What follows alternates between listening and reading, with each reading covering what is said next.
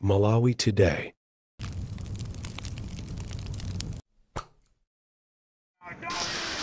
Popitirira kukupasirani ma updates okhuzana ndi mademo aba tabwera ndi uthenga umene akuluakulu amene akonza ma demonstrations amenewa a SEDED akupereka ku mtundu wa Malawi kunena kuti mademo mphekesera imene kumveka zoti alipereka siyoona chifukwa mwina panangokhala ma miscommunication ndi kwa DC komanso anthu amene anapereka uthenga kwa polisi. Chifukwa polisi atapeza anthu pamalo panayamba kuwathamangitsa kumawawuza kunena kuti mademo alipereka.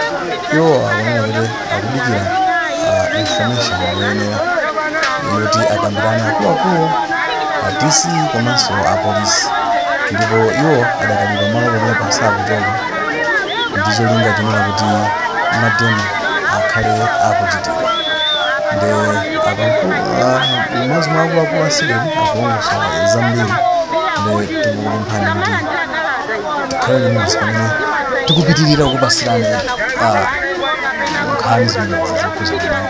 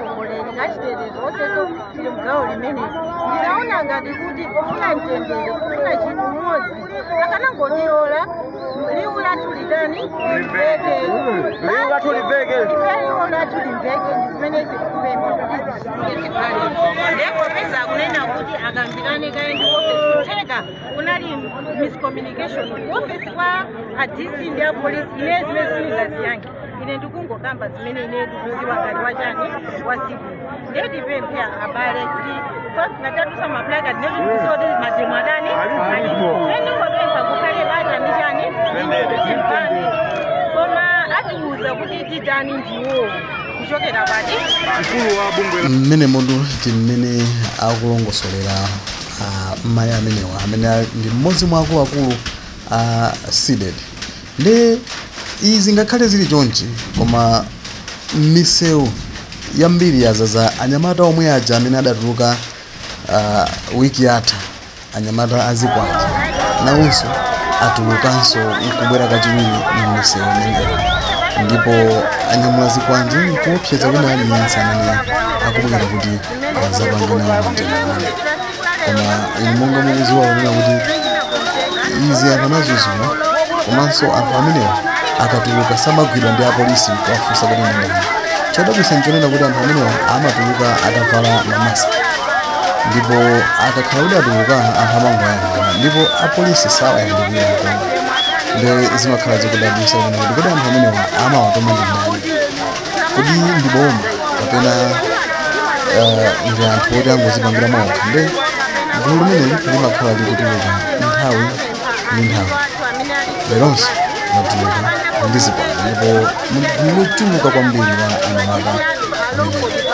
Ndi izi zinthu zomvetsa chisoni kwambiri makamaka mu ulamuliro wa democracy amene tinawo Malawi. Kuti kodi anthu azikanika kupanga mademo chifukwa chonena kuti amenewa akhapidwa avulazidwa. Ndi ife tili pano kupasirani ma updates amenewa ndipo mukhale pompo pamene tikhale tikubwera ndi zambiri makwada yalipa ndikuonera zimenezi. Naona ngati kuti kufuna mtendere kufuna chinthu mmodzi akanangotilola liwu lathu lidani limveke ndizimene tikupempha kuti zichitike pale ndipo peza kunena kuti akambirane kaendi ofesi. Kwa anthu amene mungotipeza kumene subscribe kudina button la subscription kudina pamene pomwe ndikupanga subscribe komanso kupanga like komanso osayala panga share comment kuti ma updates amene tiziponya pano asamakuphonyeni ndi kufikiranso nthawi ina tikabweranso mukhale komwe.